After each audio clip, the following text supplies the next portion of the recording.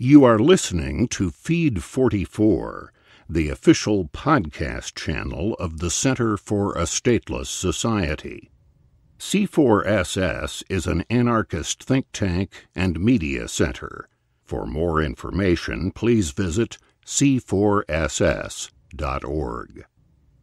Selective Hearing in the War on Terror by Chad Nelson, posted on c4ss.org on February 18th, 2015, and read by Joey Clark.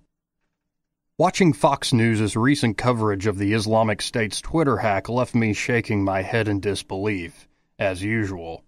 The latest act alleged to have been carried out by IS is the group's takeover of several Twitter accounts belonging to the wives of U.S. military servicemen. Among the threatening tweets issued by IS through the hacked accounts were comments like, "You think you're safe, but you're not. IS is already here, and we're watching you," issued specifically to Michelle Obama. The IS tweet receiving the least attention from American media outlets appears to be the most substantive. Quote, "While your president and your husband are killing our brothers in Syria, Iraq, and Afghanistan, we're coming for you," end quote. In fact, it is the only tweet in this series including content beyond ambiguous threats. Despicable as it is to those of us who abhor violence, the comment is revealing and deserves the close attention of American policymakers. Yet it got no such attention from the American government or media. They preferred to speculate on whether IS really might be around the corner.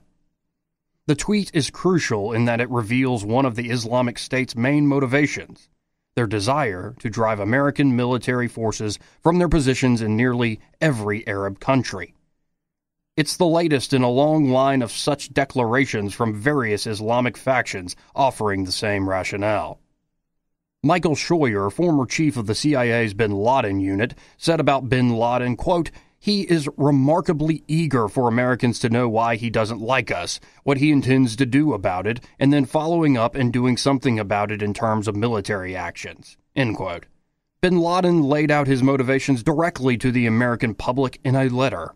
He cited, among other reasons for fighting, the U.S. government's continuing support of Israel's ethnic cleansing in Palestine, the U.S. government's wars in Muslim lands like Somalia and Iraq, and the U.S. government's repression of Muslims via Middle East puppet regimes.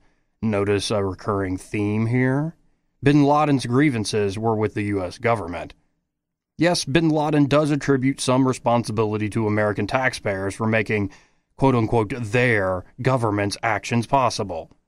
This should not come as a shocking revelation. In any government war, the enemy's source of funding is a primary target.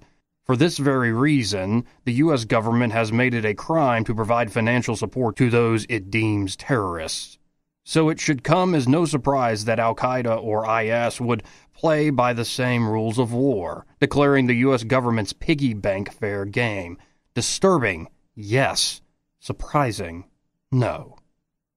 There is no denying that the American way of life also motivates the Islamic State, Al-Qaeda, and their brethren. In bin Laden's letter, he also cites Western culture's repugnance to his perverted brand of Islam as a motivating factor. Unfortunately, in an effort to avoid blame, the U.S. government and its mouthpiece media present only this factor. It is absolutely taboo to mention the murder and mayhem committed by U.S. forces in Muslim lands as a contributing factor. As Scheuer said, trying to do so is like, quote, yelling into a closet. The American people, God bless them, are just so badly educated and unaware of how duplicitous their leaders are, end quote. Time to listen and learn. You've been listening to Feed 44, the official podcast channel of the Center for a Stateless Society. C4SS is an anarchist think tank and media center. For more information, please visit c4ss.org.